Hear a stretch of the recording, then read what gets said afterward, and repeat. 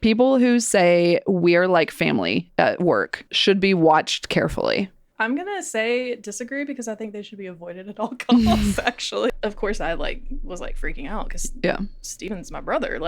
And you don't think, again, he was 37. You don't think oh yeah, he's had a stroke.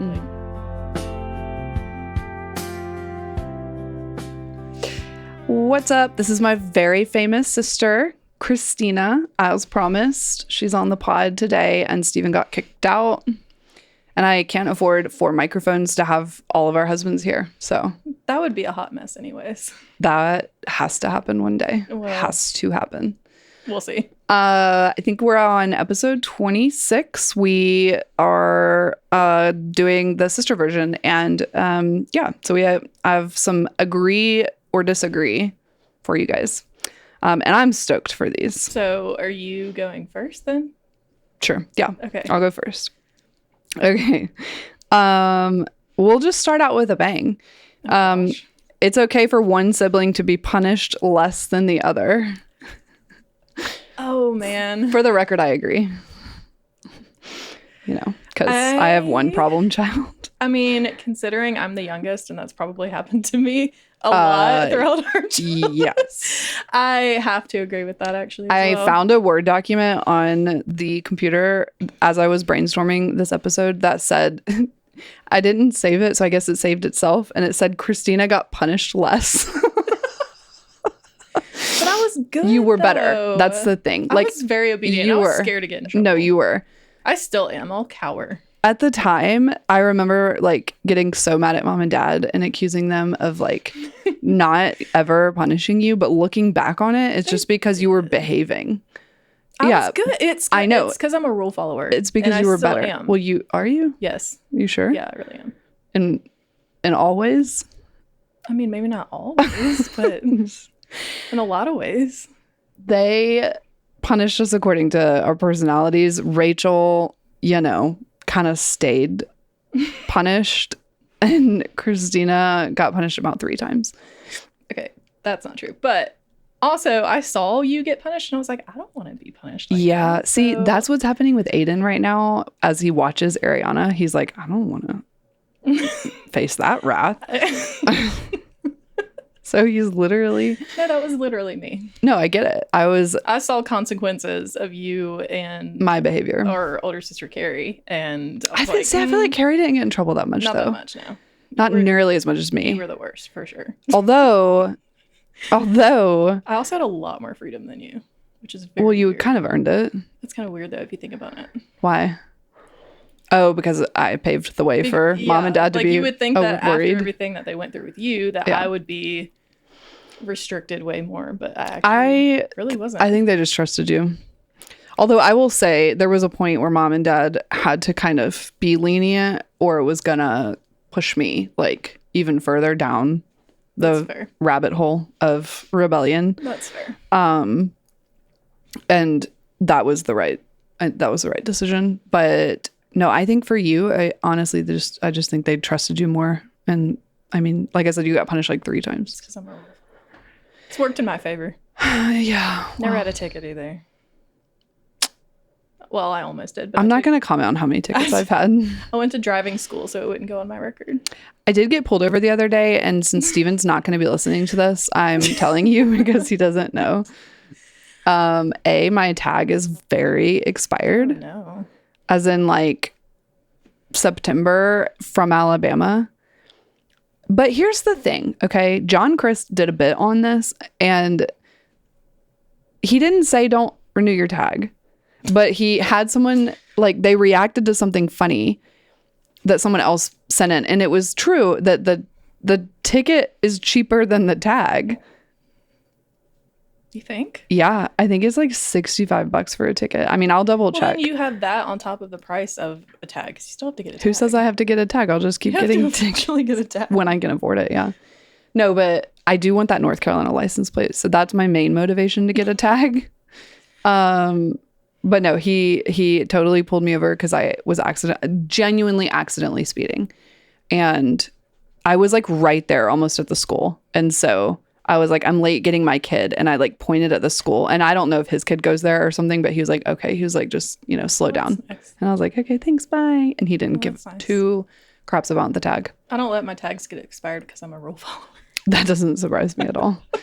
But Austin, though, he got his dad's old car recently because he was driving my beat up Mazda that's really about Did y'all ever decommission that thing? Not yet. We're about to, but... Does she have a name? Regina. She actually does. Yeah, I name all my cars. Did I know that? Probably. My Toyota Camry is Francine. Do you have a Camry? Mm-hmm. When did that happen? When my Hyundai died like 3 years ago. You don't remember that?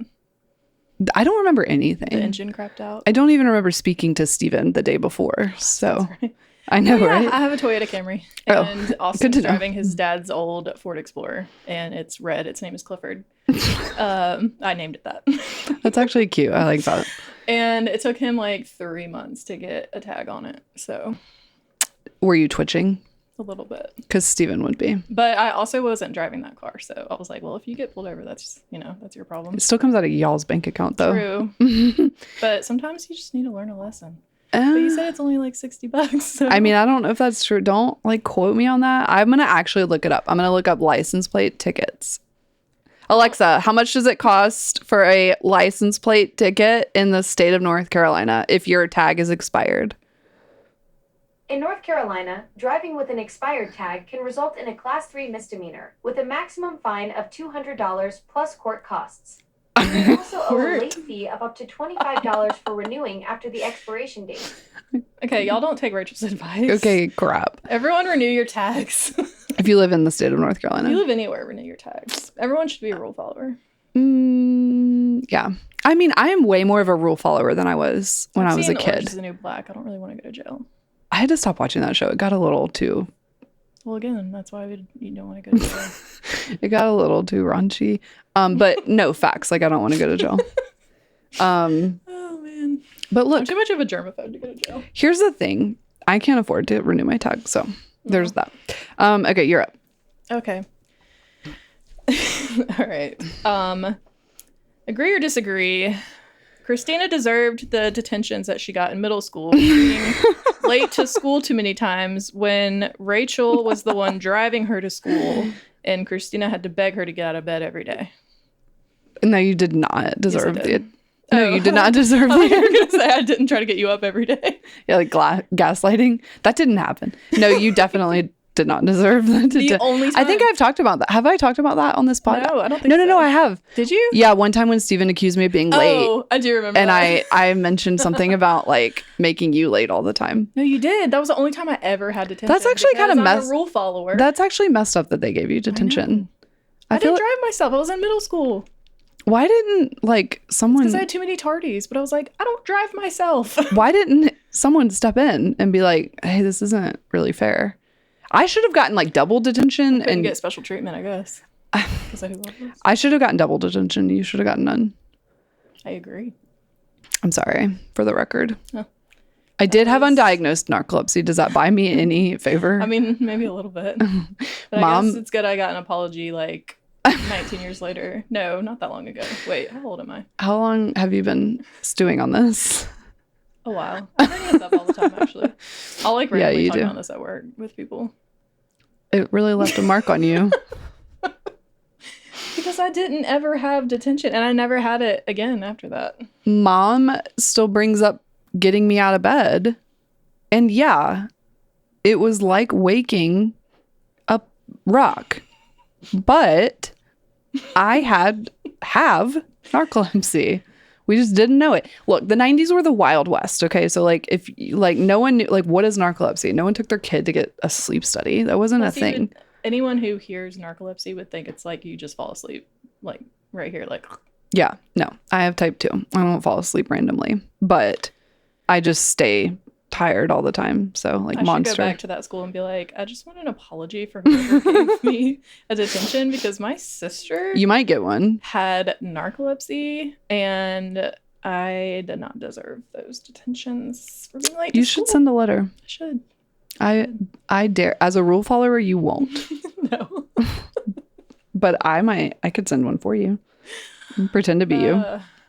I will email them and say, I need you to give Kristina an apology and retroactively resend the detentions that are on her record somewhere in your files. From middle school. In your dusty file drawers. Gosh, how long ago was that? That was like 2007, 2008. So how many years ago was that? Like 20?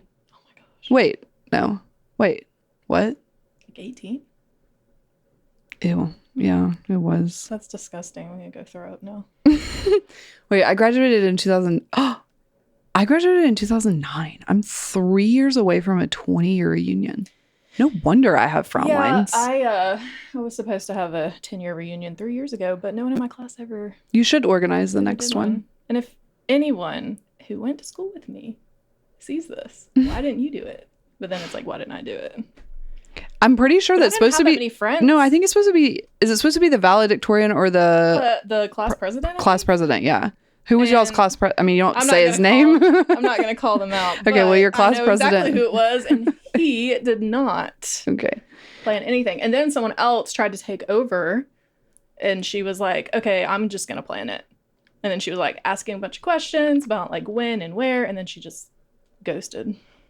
Man, y'all's class. Yeah, I know. We had a bad reputation anyway, so. Did you? Yeah. I feel like at that school, yeah. I don't know if this is the case for all high schools, but I feel like it skips a grade. Like every other grade is bad. Class of 2013 was notorious at that Okay, school. So then I was 09. So 2012, were they good? Yeah. And then everyone hated, like all the teachers and staff, they hated my class. 2011 was bad. And then 2010 was good. And then that would make me 2009 and we were bad. Sounds about right. Mm-hmm. Yeah. And then, well, I don't know. Maybe I was just bad and my class was fine because Carrie's class was fine. Like her class was good, well, like legitimately. The few bad apples that make like the whole bad experience. For sure. Yeah. Because like my class was bad. I wasn't perfect by any means, but I wasn't one of the like you bad weren't? ones. Huh? You weren't? You just said the other day your crown was so heavy. Just kidding. Well, that's between like us sisters. I know, I'm joking. But you were well behaved. Yeah. You were by far the teacher's favorite. Did you just say that and I missed it? No, I wasn't the teacher's favorite. No, out of all three of us girls. Oh. I like to say I am, yeah. Probably. Well, because I gave them less trouble. That's it. Yeah. It's not that they loved me more. It would have been definitely. I was just less of a headache. It would have been definitely either you or Carrie. None of them were me. I mean, I'm going to have to agree. Yeah. They probably were like, oh, this parenting thing is not hard with Carrie. And then they got to you and they were like, oh, you mean crap. Teacher thing? Oh. They weren't parent. Well, they might as well have been parenting us for 8 hours a day, but yeah, same difference. Rachel was terrible. Okay. Next, on that note, the middle sibling grows up to be the best. For the record, I disagree with that. Ish. I actually don't know. I don't think you can define best. I think like what? Yeah, I was about to say what makes it best. I don't know. I would say my bright and shining personality. You as the middle sibling, you've like grown the most out of all of us. I mean, I think I've taken what used to be a really obnoxious trait called stubbornness and turned it into like, you know, being annoying to other people that deserve it, like Ellen Newby. So if that's what you mean by growing, then yeah. But I had a long way to go. So we'd be concerned if I hadn't grown between then and now. But as far as best, well, first of all, when we were on the way to church today, I read a couple of these and Aiden fully latched onto that. Sure and he goes, so am I going to be the best? I was like, yeah. And then Ariana got so mad. I bet she did. And I was like, it's a joke. But he probably will be. No, I'm just kidding. I'm going to say I disagree. Okay, that's fair. I think... Not that I think I'm the best, because I'm not, but... I do, all jokes aside, I feel like all three of us turned out to be pretty good. Yeah. In our own ways. And, I mean, if I would rank us, I would put me 1. You...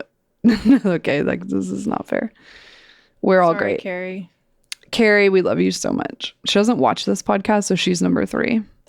That's why I'm not number 3, because I do watch the podcast. So yeah. No, I mean, okay. Let me put it this way. The middle kid is, I feel like, usually the kid that is really stubborn, and whether they use that for something good in the future is TBD. And then the younger kid usually learns what not to do. I feel like that's pretty, like, I don't know. Maybe that's standard. Maybe it's not. And then the older kid is the very bossy. yes. Very bossy. Usually pretty responsible. Ish. Yes. Yeah, I mean, Carrie was. I mean, I've known other families with 3 kids, and it seems like I'm just thinking of my oldest kid, and I'm like, responsible stretch. But well, like type A, kind of like, you know, wanting to. Do you think Ariana's type A? I'm not blasting her. I'm curious. I feel like she has a mix. Not as much as like Carrie was. Yeah. I feel like she has a mix between me and Steven. Maybe a little bit. Although Steven, in being married to me, has been forced to become more type A than he was before. He used to be a little bit more type B. Now he's like, he capitalized his B, and then he had a lowercase a, and now he has an uppercase A. I think he's trying to add another uppercase A. I used to not be type A at all, but I feel like being an adult makes me more type A. Yeah, adulting is hard. I don't really like to do it. I just would prefer to revert back to. What year would you go back to? So I would like. Would it be like 90s or early? Were we in Hattiesburg in early 2000s? Yeah. Yeah, we were. From 2002 to 2004. Yeah. I feel like you loved Hattiesburg the most. I loved it too. I don't know that I would want to do it again. How come? I don't know. I mean, I loved it there, but it was never really like home. And it's still like, even when I go back now, I'm like, I would not want to live here again. That's surprising to me. I thought you would have chosen Hattiesburg over. So do you consider Alabama or North Carolina home?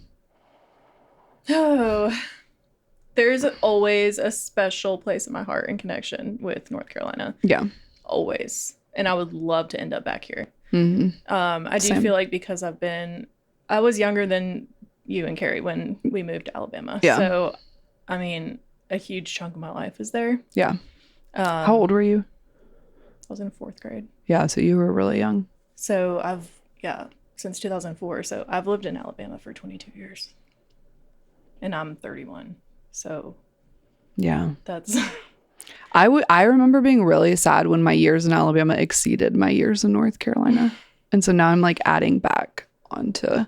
But I think also with me, I loved Alabama a lot until everything that we went through happened. And I don't know, it's not fair to associate the state with that, but my mind did. And so now that's how trauma works. You can't help it. Now I connect it back, and I don't know. But North Carolina was always home, like no matter what. But as far as like time frame going back, I would go back to like 98, 99, like the last few years in Charlotte. To be honest, but you were little. I have like 2 completely opposite. I would be back and forth between college in Birmingham. Yeah. Like 2013 to like 2016. Your glory days. Yeah. And like the days that I worked at Old Navy and like really had no responsibility and just like went to community college and then took a year off of college and then met my now husband. Yeah. And lived with mom and dad before they moved. I might be living with mom and dad soon if I stay poor. I just look back on that time and it's like so nostalgic to me. And like I feel fair. like I would give anything to go back. But then I also think about, even though I was super young, the late 90s in Charlotte. How old were you when you worked at Old Navy? Were you I was 19, 20?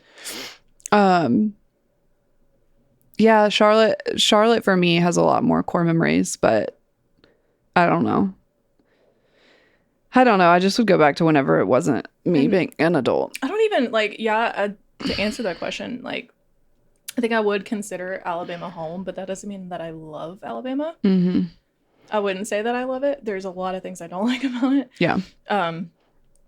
Like would I move away from there? Yeah, probably. Yeah. But does it feel like home? Yeah, for the most part. That's fair. Yeah. I always felt like, I remember when we came back here in like 2022 as a family, I remember distinctly getting out of the car where we were staying and having this overwhelming sense of I'm home. It was like, just, I don't know. It did feel different, like when we came to visit in like 2023. Yeah. I think that was the same visit. Feeling, yeah. Like, that was an epic really trip. it. That was such a fun trip. Oh, yeah, it was. That was so special. So, like I said, there's always like it feels like a little string that like still connects me to Charlotte. But again, I was younger than y'all when we moved. But do you think y'all would ever move here if mom and dad retire here? Yeah, I mean, me and Austin have talked or about when it. mom and dad retire here? Me and Austin have talked about it. I don't know realistically, like, if it would actually happen or when or anything like that, or the logistics, but... Yeah, because Austin's family and everything's there, so that's tough. Yeah. So, I don't know. Possibly. TBD. Yeah, TBD. Is it my turn? No, it's your turn. Wait, is it? I think it is my turn. Okay. Let's see. I'm looking at the computer like Steven does. Yeah, I'm trying not to. Okay, let's see. I have a couple in here. I don't know which one I'm going to read. Agree or disagree? Men are bad at cleaning on purpose. Oh, 100% agree. 100% agree. They don't want to be asked again. So they decide to stink at it. Yeah, I agree too. I think it's a combination of that and laziness.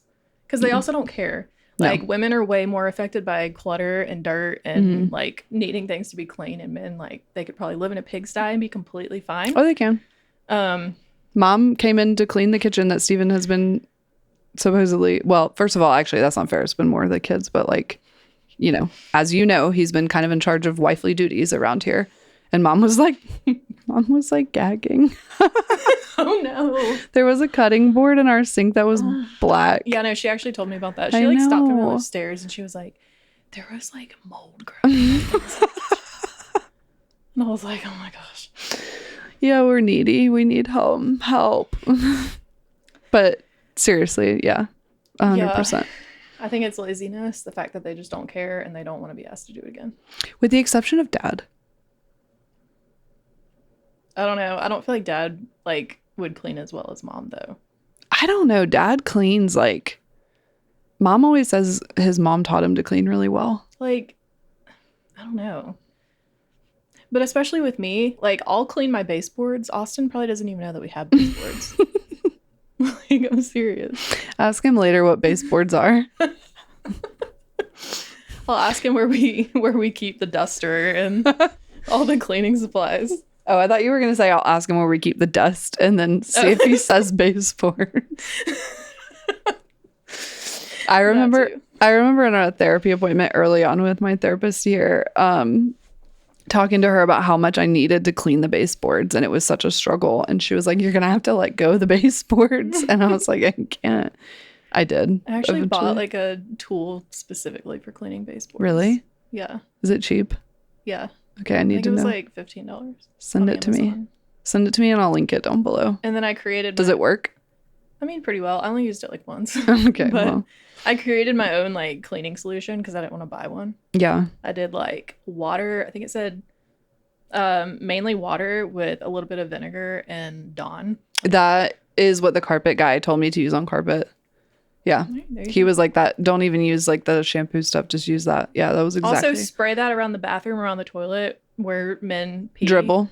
Yeah, because ever since I've been married, the bathroom always smells like pee and I can't figure out why. And then I spray everywhere with the vinegar. One time in the middle of the night, I went up to pee and I sat on the toilet and the toilet seat was up. And so I was like sitting... In my house? No, at my house. And I was like sitting on the rim in the middle of the night. And this was like 2 a.m. I was like, really, dude? And usually he's good at putting the toilet seat down, but gosh. It was great. I have to clean bathrooms so much more now than I used to. If my rear end fell in a toilet at 2 a.m, I would wake Steven up. I'd be so angry. I'll never forget him like describing why bidets were so much better than just wiping toilet paper. When did he say what? Was I? This was, when we had Christmas at y'all's house? Oh, I was fully like out. Yeah. I don't remember any of that. You were time. out of commission because of your spinal leak. Yeah, I had no spinal fluid around my brain. I actually remember yeah, he was very little about that time. He was like, you should use the bidet. And I was like, no, I'm good. Okay. I have one. Your podcast is going to be sponsored by like a bidet company. Yeah, do that. Sponsor us. Tushy. That's yes. Maybe I'll get a bidet after this. I've heard people say once you go bidet, you don't, or no. What is once it? You go bidet, you don't go back? There's no other way or something like that. Did you? Where'd you hear that? From Steven? I don't really know. Probably on YouTube, but it sounds like something Steven. Do you look up bidets on YouTube? No. It was just a random YouTuber, and I have like this weird Was he thing where English? I watch people tour like abandoned buildings on YouTube. It's like a really weird guilty pleasure. Wait. What's his name? Noah something or other? No. Oh my gosh, there's so many that I watch. This one, should I shout him out? Yeah. Do it. Big Banks. Big Banks. Big okay. Banks. I'll link him down below. Yeah. I like him too because he also puts Bible verses in the beginning of all of his videos. Nice. But I really like watching the urban exploration videos. I don't know why. It's just like really relaxing. What do they do? Just like explore abandoned buildings. Abandoned cities or abandoned buildings in cities or houses or but every time he comes across a bidet, he's like, once you go bidet, there's no other way or something like that. I'm probably not quoting it right, but if Big Banks ever watches this, I like your videos. There's another one. I think I think it's Noah from Nowhere, but I will have to link it below. And he does a lot of like abandoned like mansions and stuff. It's incredible what people leave behind. And Big Banks does that too. He came to Alabama, and there was it was the largest abandoned building in America. Which one was it? It was like right outside of Birmingham. Was it sketch? It was beautiful. Oh, really? Yeah. Interesting. Like it looked like a European mansion. Where? Outside of Birmingham? I don't remember. I have to figure it out. Watch it again. Yeah, that's interesting. Okay. My next one is men's rights is usually just backlash against women's rights. And I'm thinking of the chick that stole my content, which we won't name her. But men's rights is usually backlash against women's rights. Agree or disagree? Can you elaborate on that? Yeah. As in our rights to get a back massage. Without having to, do coitus. Coitus. That is a right. And wait, so you said women's rights are what? No, men's rights is so like when people say men's rights or post about men's rights, like and how they should be entitled to stuff, anything. Yeah, the chick that steals videos for a living. When they say things like men's rights or they talk about men's rights or they hint at men's rights, they're usually just mad about women's rights. It's almost like going backwards in time. It's like taking away from women's rights sometimes, especially her stuff.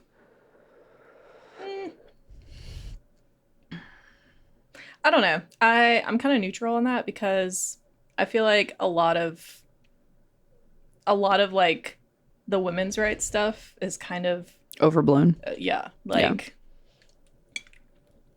And I tend to be more traditional with stuff like that. Oh, I am too. So, I don't know. I still think we have rights to back massages without coitus. Well, yeah, though. Yeah, for sure. And cuddling. What? Cuddling. Oh, what do you think I said? I thought you said coupling. Yeah, like a throuple. No. Not into that. I thought you said not into that. I thought you said couple. Just for the record. I don't know what coupling is, but I thought you said. I don't know. It sounds inappropriate. Though. I think it is inappropriate. Yeah, cuddling. Okay. Yeah, we have a right to that for sure. Yeah, especially if your love language is physical touch. Mine used to be, and now I'm changed. like, don't look at me or touch me at all. No, mine's changed. Mine is quality time. That's my third. Do we have 3? What's your first and second? My first one is physical touch, actually. It used to be words of affirmation now. Yeah. They flip-flopped. So now it's physical touch, then words of affirmation, and then quality time? Yep. Carrie's is gifts. That's not surprising. No, it's not. But she's not a Carrie roast. No, it's not. But she's really good at sending like cards and stuff. Yeah. For birthdays. And she gets mad when I don't. But I honestly, I'm just really bad at. I've never sent anyone in our family a birthday card. Yeah, I'm not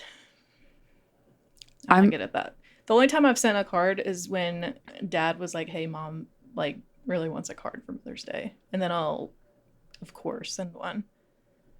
No, I feel bad. I have to like remember to do it, and I usually don't even own stamps. Like I have to like buy stamps, and I don't mail anything. I have stamps, but I bought them like several years ago, and well, if they're forever stamps, then you can I'm still working through them.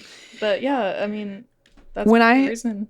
When I had money, I would DoorDash like something to Mom's house, like cake or whatever. See, I think that's better than a card.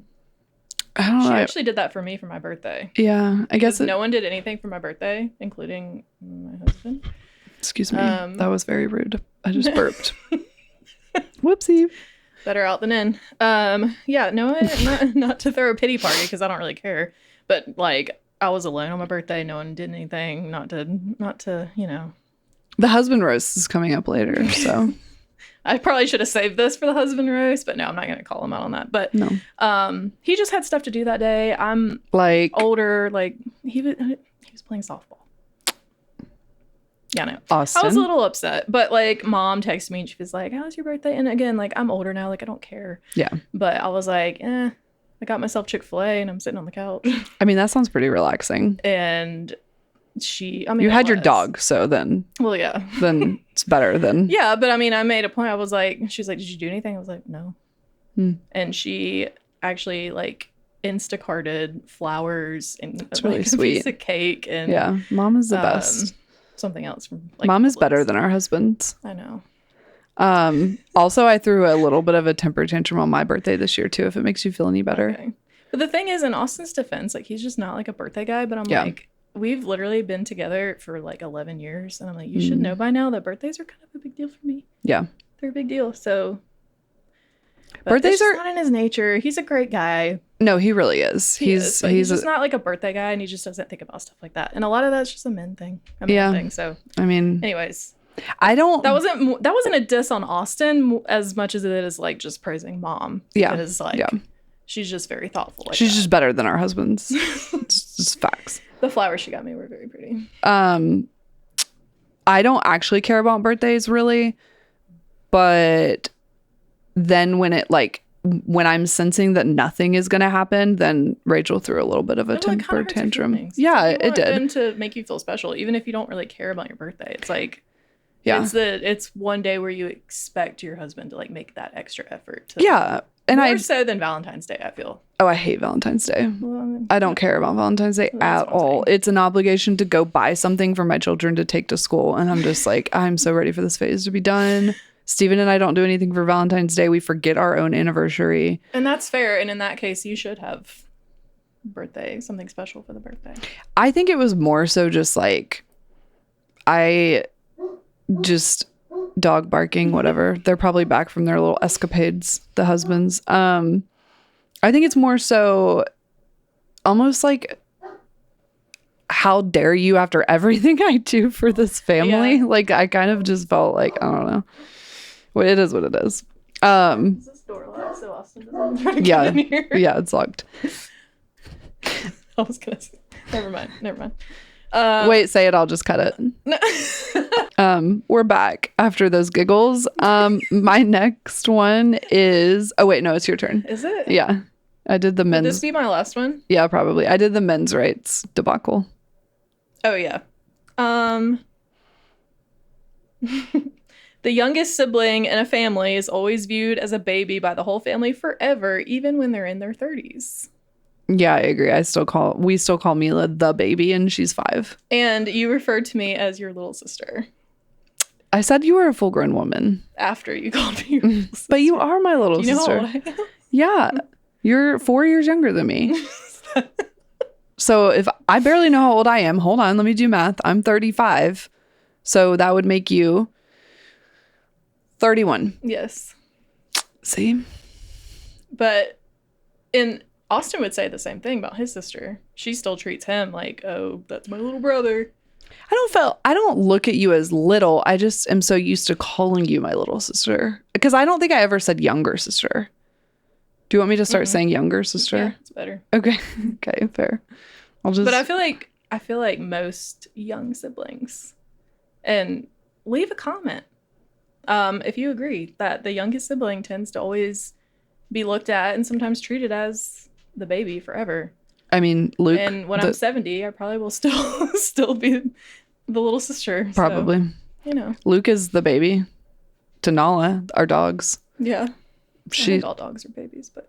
Well, Luke is, but Nala looks at him as the little brother. And she treats him like one too.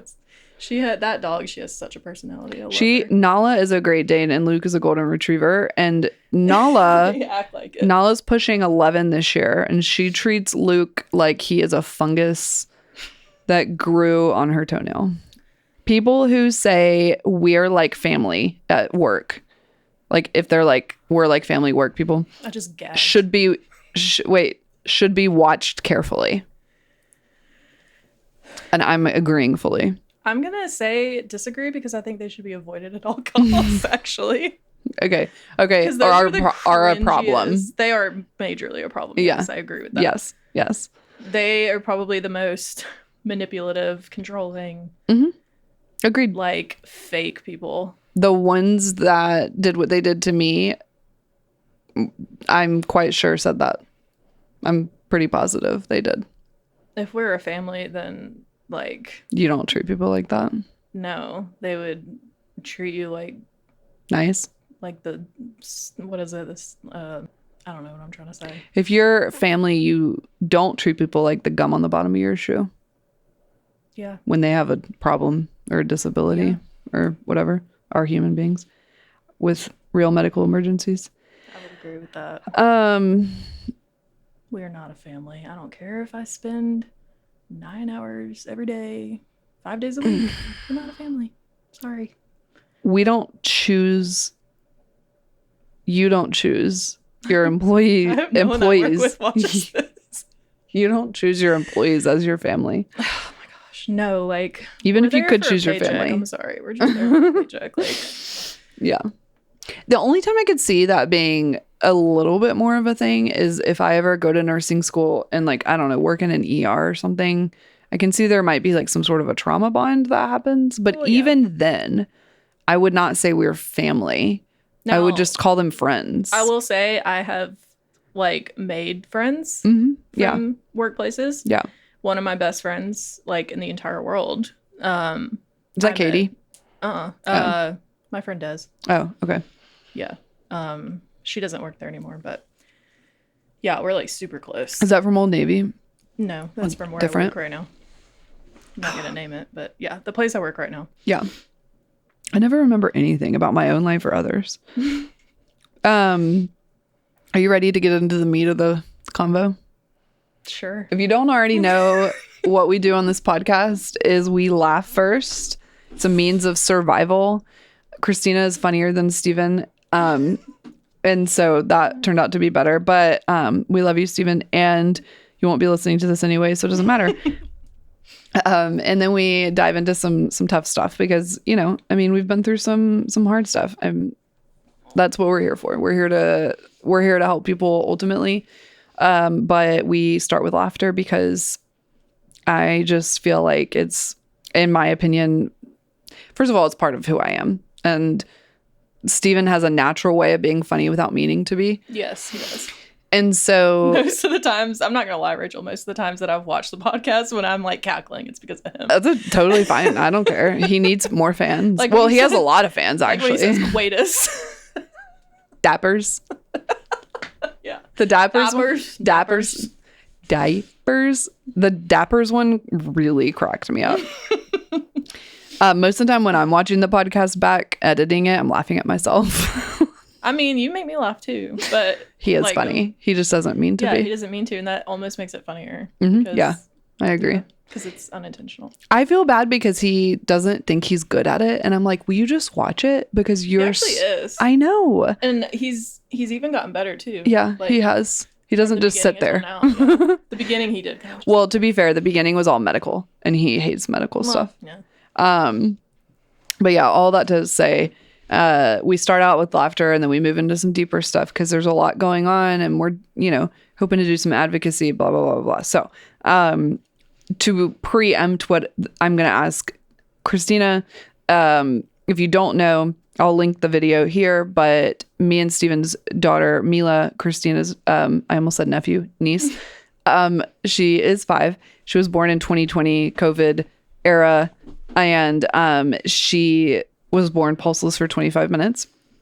They got her pulse at 25 minutes. They did CPR for a total of 30, and she was in the NICU for a while and has some disabilities and stuff like that. So the other part of the questions is going to be about Steven's stroke, and again, link the video.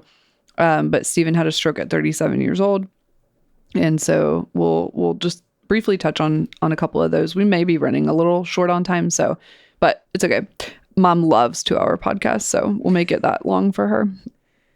I actually like long podcasts. I do too. Yeah, the longer the better. Like, I'll watch them at work. Yeah, it makes time go by faster. Yeah, sometimes I'll watch them in chunks too. It depends. Okay, my first question is: so when I was pregnant with Mila, me and Mom had. Sorry, I keep adjusting. I always do. I'm so ADD. I move all the time during the podcast. I can't help it. Okay, so during my pregnancy, me and Mom had a feeling about the cord with Mila, and I'm curious to know if you ever felt anything, if you ever had any kind of feeling that something might go wrong when I was pregnant, or do you remember? No, the opposite actually, which is weird because I'd struggle with anxiety, and like, pretty much my entire like outlook, unfortunately, would tend to be like worst case scenario all the time. And like always expecting something bad to happen. But no, like you had 2 healthy, normal pregnancies and deliveries before. Yeah. And I mean, I didn't think any different. So, yeah. No, I fully expected it would just be routine. It would be normal, just like the first 2. Especially since, like, I mean, I don't know that this makes a difference, but in my head, I was like, okay, well, she's being induced, so like every step will be monitored. Yeah. And, so yeah, no, I wasn't worried at all. I did not have that feeling at all. Which actually, being induced is according to my OB at the time, most likely the reason why she's alive. Because he said if I had labored at home for any length of time, she may not have made it. And furthermore, they would not have done CPR on her as long as they did if I had come in and she was already in distress, because they wouldn't have known how long she had been in distress. So for her, when she like crashed basically in my belly, they had her out in under 6 minutes. But if I had come in and she was already not doing well or was down, CPR, like, yeah, they wouldn't have gone that long. I don't know if you knew this. I don't know that I really told anybody, but they changed the recommendation for CPR on neonates in October of 2020, and she was born in November of 2020. Yeah. Wow. The recommendation at the time was something like, I'll put it here, but it was 10 minutes with very few exceptions. Do you think that if that had not been implemented, do you think that would have made a difference? They would have stopped. Mm-hmm. You think so? 100%. With that doctor? With any doctor, I think, yeah. Oh, wow. I don't know that they would have stopped right at 10, but they wouldn't have gone 25 to 30. No.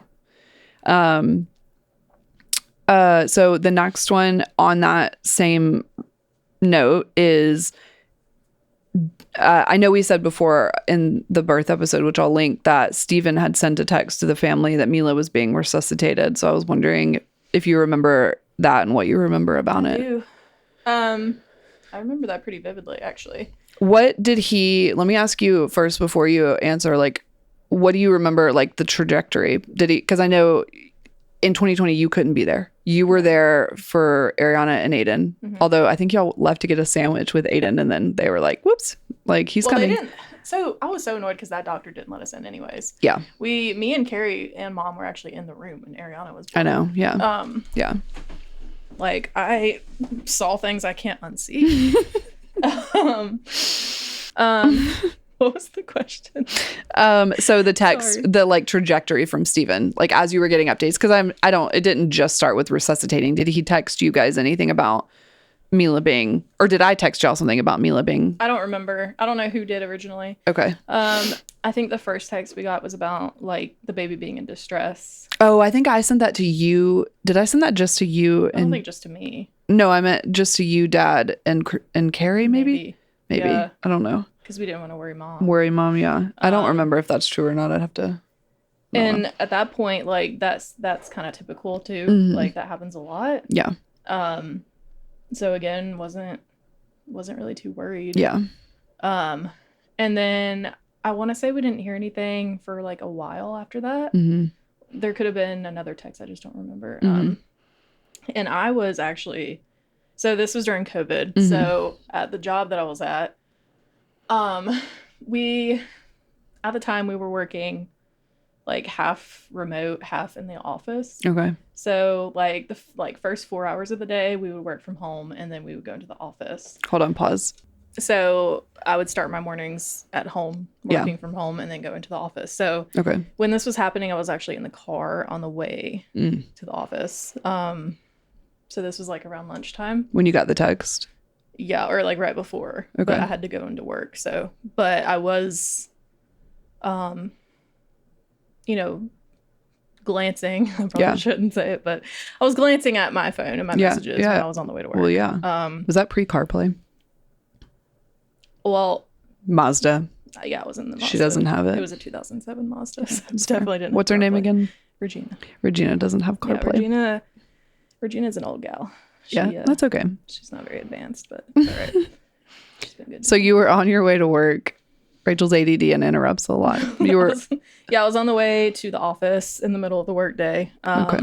I think I was I think I had just parked. Yeah. In the parking lot when I was told that she was being resuscitated. And I just remember sitting in my car and I like burst into tears. Yeah. And Carrie called me and I think I might be remembering this wrong, but I feel like she had talked to Steven maybe. And then she called me. I'm not sure. Those details might be off. But it's possible she called Steven when he was getting dressed, maybe. But I never saw Steven talking directly to her. I'm not sure, but all I know is Carrie called me to talk about it. Yeah. Maybe she just wanted to just Probably talk about it. Mm-hmm. And we were both just like crying on the phone. And at that point, all you can do is pray. I couldn't go there. I couldn't do anything. Yeah. I know. Even if I went, they wouldn't let me in anywhere. Yeah. And having to go to work and work after that. And you weren't in a situation where you could. No. You can say what you want to say about that, but you couldn't just ask for the day. I will be. I'm trying to word this carefully. You've had a bad work experience, worse than what I've gone through, but I did have a toxic job experience as well. Yeah. And the company that I was at, can I say the culture thing? 100%. Yeah. I wouldn't name but yeah. It was, I'll just say it was kind of run by a company international, yeah. And the culture was just way different. I think that's the best way to say that. You know what that is? That's discrimination against you for being not that culture. Mm-hmm. No, 100%. Yeah. And they spoke a different language too. Mm-hmm. And they would be talking to each other in a different language, and about you, I would hear my name. Yeah, I remember that. Yeah. Anyways, that's a whole other conversation. But basically, this was just not it. The culture also is not really family? Not a family. They actually didn't That's call not what I themselves meant. a I meant family. like family. I meant family first. Oh, definitely not. It was Yeah. like work first, work first, work first, Yeah. work until you die. But Yeah. they weren't sympathetic at all about anything. Yeah. Like, so I was literally sitting at my desk, just figuring out how I could go on and keep working when this was going on. And I was at my desk crying. I was crying, and then I stepped outside and was crying. And people saw me crying, and no one asked if I was okay. No one asked what was wrong. That's messed up. They were like annoyed at me because I was not like, my head wasn't down working, because I like, and I was, I think I told somebody like what was going on, like very briefly, and they just like brushed it off. They were like, okay, whatever. And I was like, okay. That's a trauma, significant trauma in and of itself at the hands of your workplace. I could talk about that for I know. time, but again, like, from what I know of like what you've been through. No, but that was serious and a significant failure, borderline illegal. No, I mean, some stuff they did was illegal. Yeah. Like, I was forced to work overtime and not paid for it. And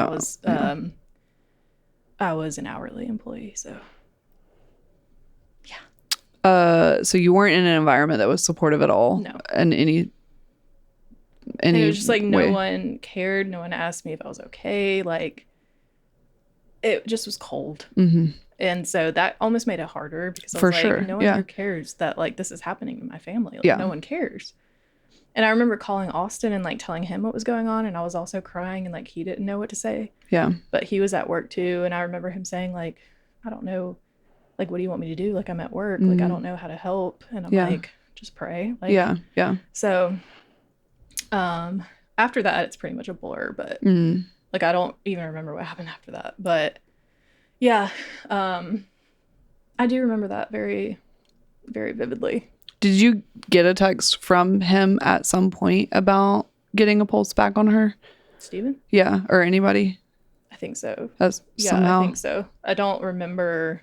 I think I would have still been at work. Yeah. I wonder how long he went before updating you guys, because it would have been hard for him to balance, like, yeah, you know, and we did not know in the moment. At least I didn't. Maybe he could correct me if I'm wrong, but I don't think that we knew the moment they got the pulse. I don't think they told us that. Well, I definitely didn't know that. Yeah, because they I just remember like it was another constantly checking my phone for updates. Oh, I'm sure. But it was another 5 minutes that went by once they got her pulse. Still doing CPR. So yeah. I don't know that we ever even necessarily received, like, if we did, I was in such a drug-induced state that I don't remember. Steven might, but I'm not sure that there was like we got her back, like any kind of moment like that. So it may have been quite a while before you guys. If there was a moment like that, I feel like I would remember that. Yeah, probably. And I don't. Yeah. So it was probably kind of like anticlimactic, maybe. Maybe, yeah. I don't know. But yeah. So do you remember how you found out that she ultimately was okay? Or like I don't remember. They got her back? Yeah, that's fair. I'll have to ask Steven about that, because now I'm curious.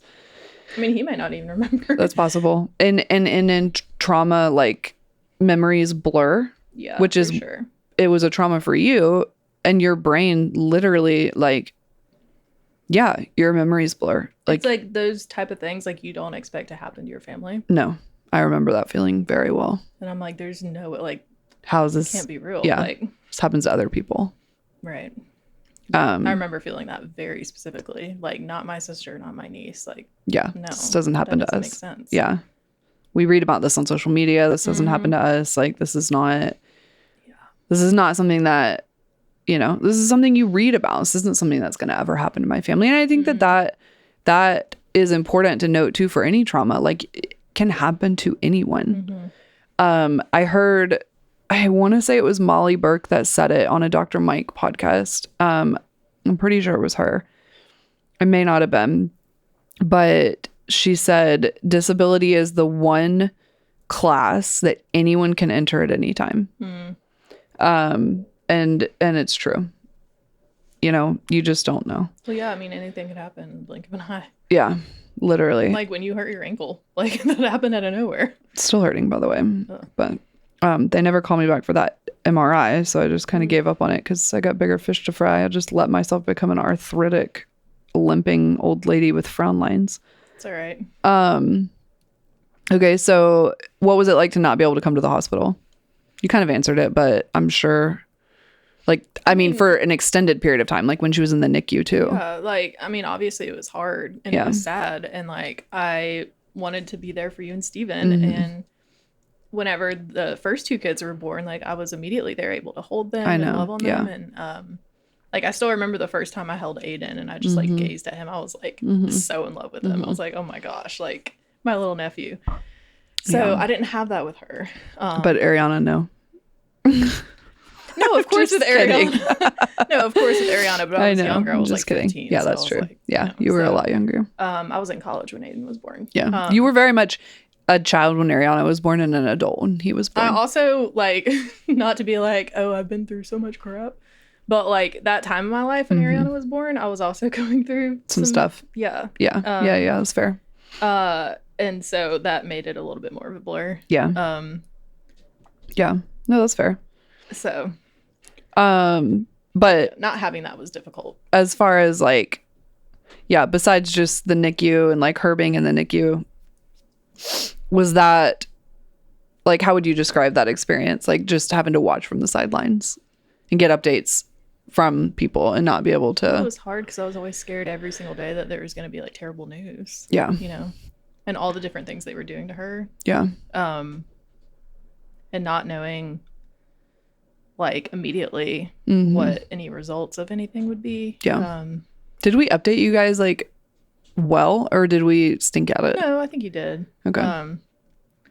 But I do remember I was at the beach with my in-laws for Thanksgiving when y'all said that y'all were coming home from the hospital. Yeah.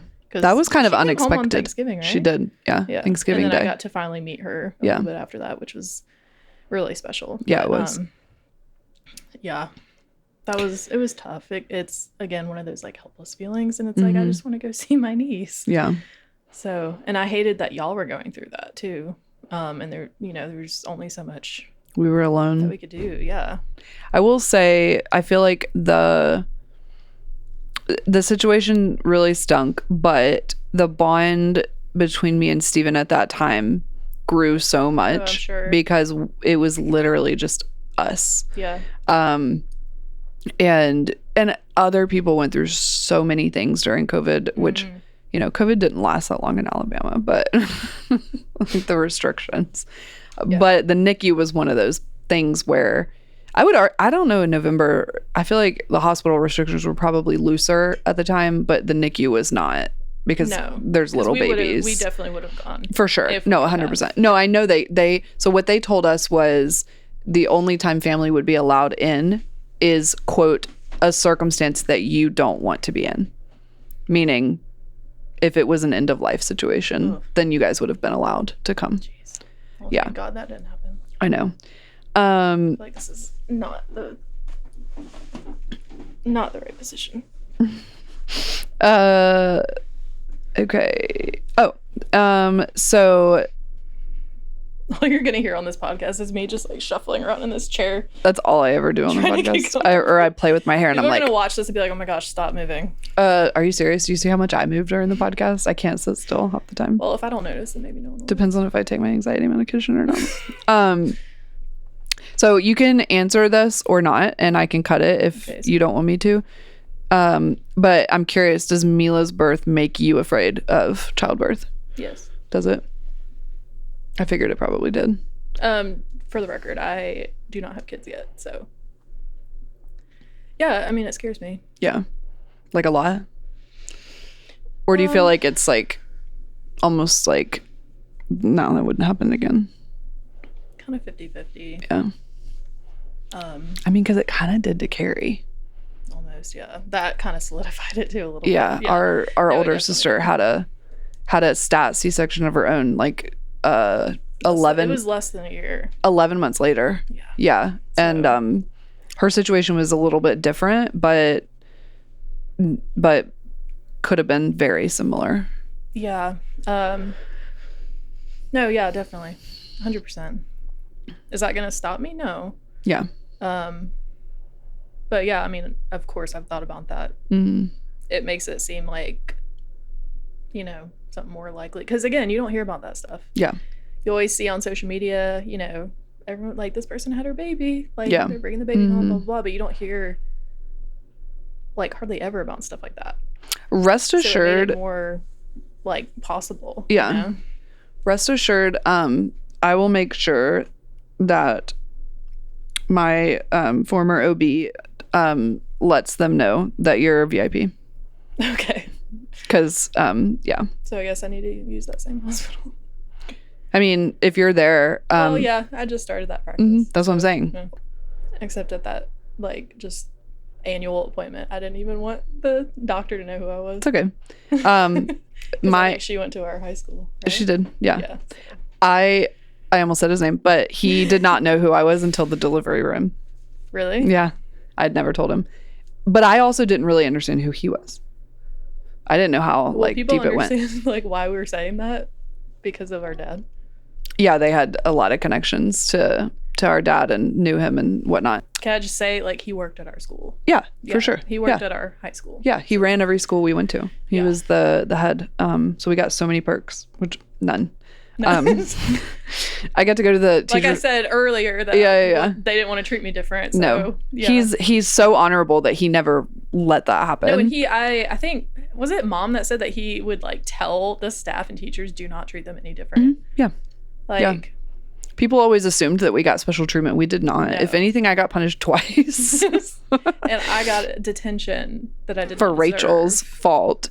Okay, so we're going to move to the stroke really fast. Okay. All right. So when I told everyone Stephen was going to the hospital, did you immediately think stroke? Because I was already thinking stroke. They didn't call it code stroke. Spoiler alert. I was in bed. I was sleeping. Oh, okay. Fair. So were you? What time was it? It was like 9. I think it was actually earlier than that. I suffer from migraines. I actually had one that night, and so I had taken sleep aid. Yeah. And what is sleep aid? Sleep aid? Mm-hmm. Like ZQL or like melatonin. It's just like another name for it. Sleep. Okay. Yeah. It's like over the counter stuff that helps you sleep. They just call it sleep aid. It sleep aid. It aids in your falling asleep. Is it it's probably Benadryl. No. That's what's in NyQuil. It's not. That's what's in NyQuil. Well, maybe it's NyQuil. Oh, okay, well. But then the same brand has like ZQL where it takes out like the medicine and it's just the sleep aid. I'm so lost. Anyways, you were asleep. You were in a drug-induced coma. Yeah. And Austin comes in the bedroom and he wakes me up. Was he coming in for anything special? No, he came in to wake me up because Carrie called him. Oh. So Carrie had tried to call me. So that a different kind of special. Yeah. Not for what he wanted. If I was asleep and he came in there for that. Carrie apparently had tried to call me, but I was sleeping, so I didn't answer. So she called Austin. Yeah. And told Austin, and then Austin woke me up and he said, like, hey, Carrie just told me that Stephen is on the way to the hospital for stroke symptoms. And I was kind of out of it. Mm-hmm. No, yeah, you were drugged. But I mean, obviously that woke me up. I sat up and I was like, what? Like, what?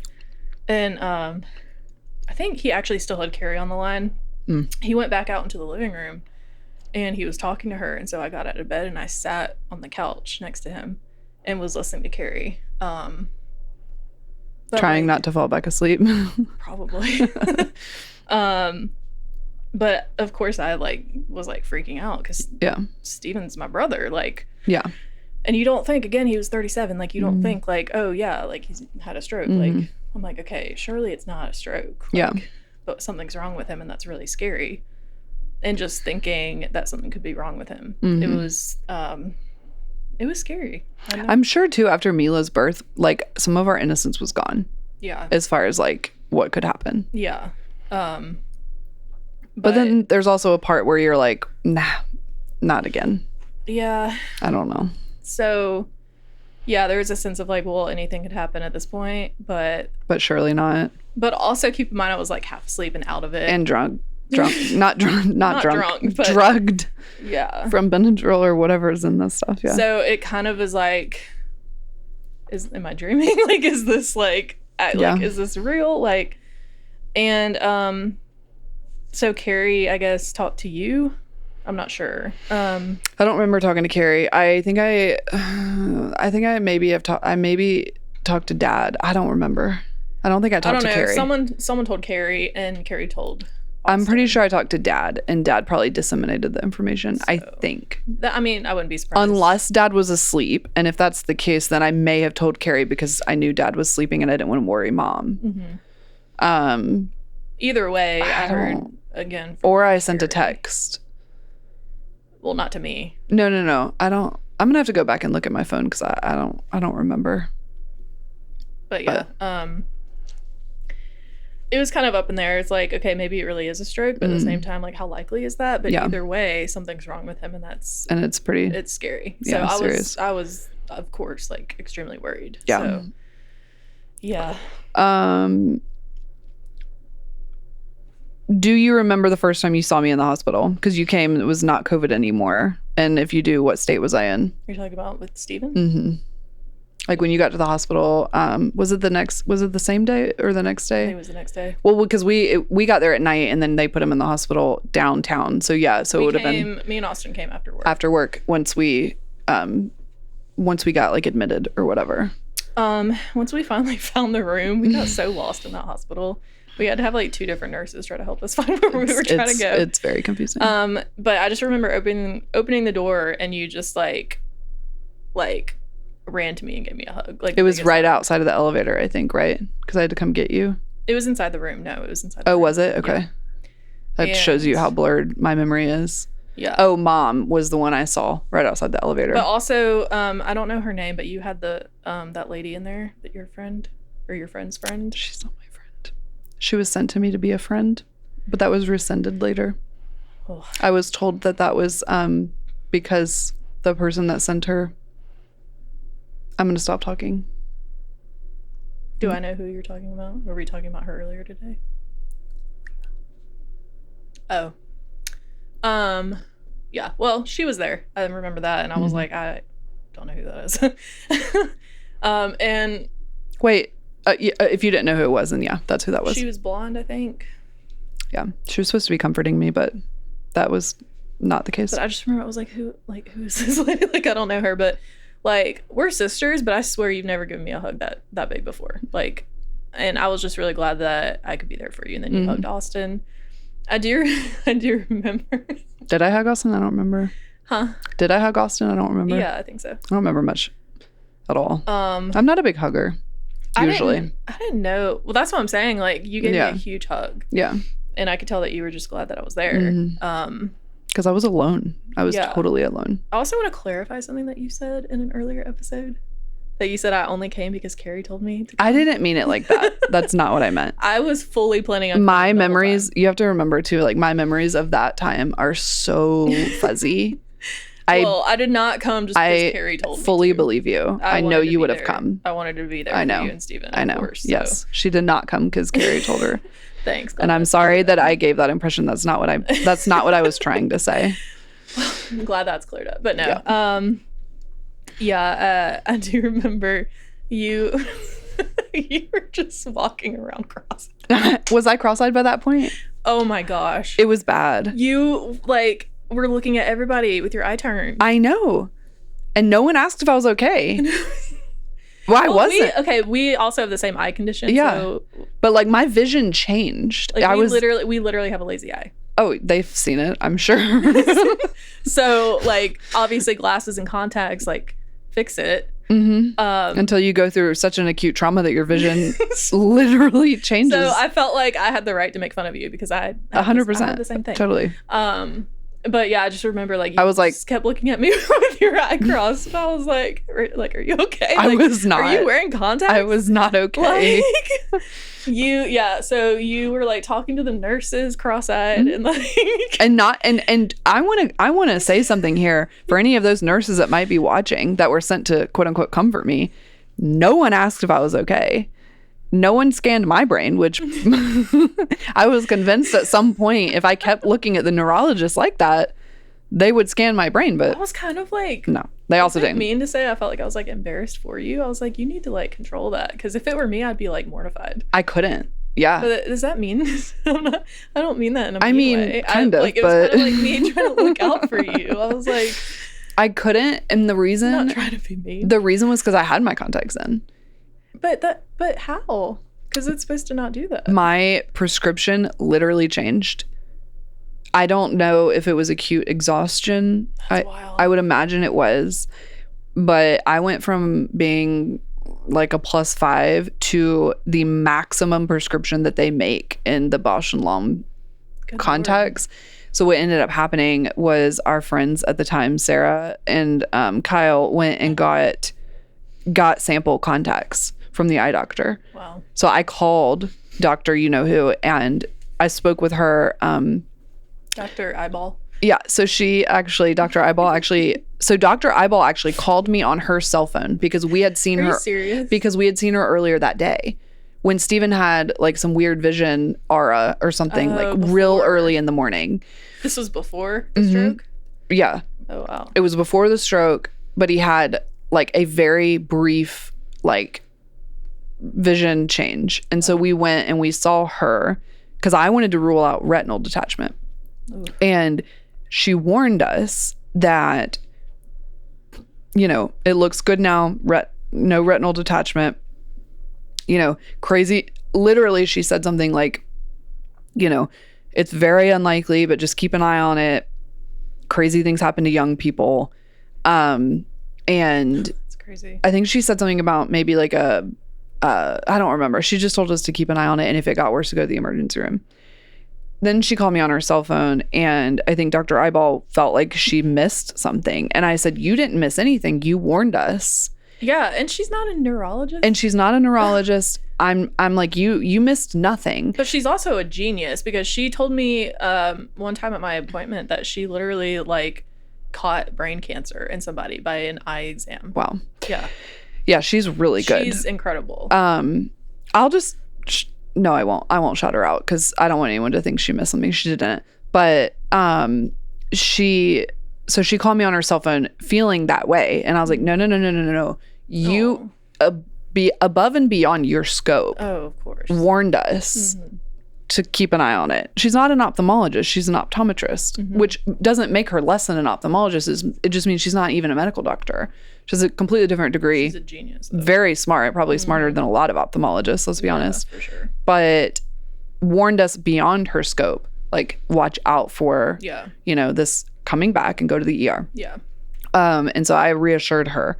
But because of that conversation, I also explained, like, hey, also, my eyes look like I got kicked by a mule. And can you help me out? And, normally you need to go in for an eye exam. Yeah. But because she knows our eyes so well. She does. To the point where I will travel back to Alabama for an eye exam for her for the rest of my life. Until she retires, yeah. Yeah, don't retire, Dr. Eyeball. I'm going to clip this and send it to her.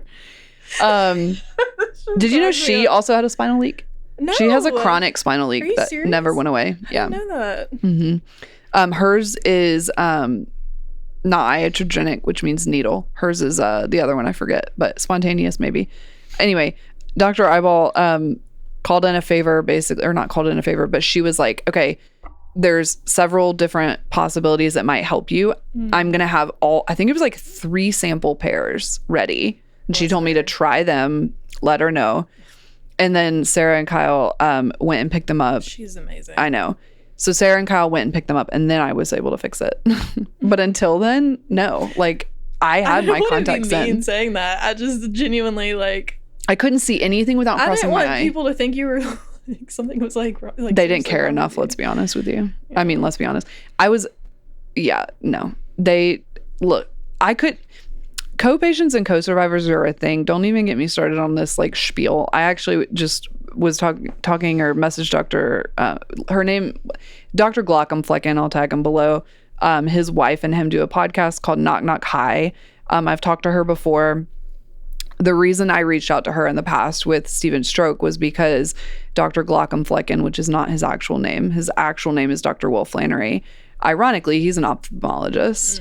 But he had a cardiac arrest in his sleep, and she did CPR on him for 10 minutes during COVID. And so I remember reaching out to her in just pure desperation. I don't know any other wife who's ever been through anything acute with a young husband with children. She's big on co-patient, co-survivor. And, you know, they talked about their experience on their podcast. Well, for me, I like didn't even have a towel to dry myself. Like I used paper towels like to dry myself. Like ain't nobody offering me a toothbrush and toothpaste, like nothing like that. It was very much like you're just here. Like you don't even count. Like we don't care about you. Well, like, now I wish that I had like asked if you needed any of that I would have. I mean, I brought you dinner, but that may not have been enough. Oh, dinner was more than enough because they didn't even feed the spouse. So anyway, all of that to say, I forgot. I'm ADD, but co-patient, co-survivor, like whatever. Yeah, no one cared. They don't care typically about the spouse, in my experience. The only time I feel like they care about the other person is when it's the parent, because they have to care because the child can't report. Although I will say here, like at Atrium, for example, they feed the parent. And they come by and they say, do you need any toiletries? Well, that's nice. And they like bring you water and like whatever. But yeah, no, not there. I got paper towels to dry myself off. I did leave at one point to get a bag. I think that's why I didn't ask you for anything, although I didn't know I would need a towel. But I did bring like toiletries. Like, do they not have towels in hospitals? Like for the patient. Which I don't know why I didn't just use his towel, but I don't know. Maybe I didn't want his. I mean, I've had to use Austin's towel since you've been here. Our dryer quit working. Okay. So my last question is how, and again, I can cut this if you don't want me to include it, but how did his stroke affect your own mental health with like anxiety and everything? It kind of just like snowballed on top of Mila's thing. That's like, okay, so these things really can happen to us. And I actually, like, one of my struggles with anxiety, like one of my biggest triggers is health anxiety. Like I'm that person that, like, especially before I was medicated, if I had any type of physical symptom, I would Google it and then automatically think I'm dying. Like, for sure. And I also, that translates to like my husband as well. Like I'm always scared that something's wrong with him, or that he's not healthy enough, or, you know, whatever. So that happening to Stephen, who is super fit, only a few years older than my husband. Again, it just made it seem more possible. So yeah, I mean, I would say it definitely affected me. Does it still affect you? Yeah. Thankfully, I think, let's see, I was medicated at that point. I think it would have been worse. Probably, yeah. Before I was on an SSRI. So, yeah, I mean, I still struggle with it. I'm sure. And it's still a thought of like, well, if that could happen to him, like what could happen to me, or what could happen to my husband, or, you know, my sisters or my parents, like. Yeah. So, yeah, I mean, it definitely, because like I said with Mila and like her birth, it's like you see that stuff happen to other people. That was really rare. Yeah. Is that what you're getting at? Or something different? I mean, kind of, yeah. Like, it just made it more real that, like, okay, like this stuff has and can continue to happen to us. Yeah. And I'm petrified that it's going to be me next, or, you know, me and my husband, or so, yeah, I mean, it definitely affected me for sure.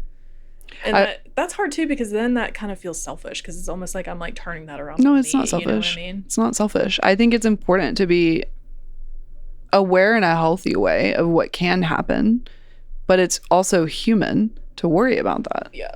But it's just hard to like justify that it like makes me think about myself. I don't think that you should feel like that's selfish at all. Aiden has told me several times before, since something happened to me like 30 days after Steven's stroke, and then Mila's big seizure 6 months after his stroke. Like, Aiden has told me several times, I'm worried that me or Sissy are next.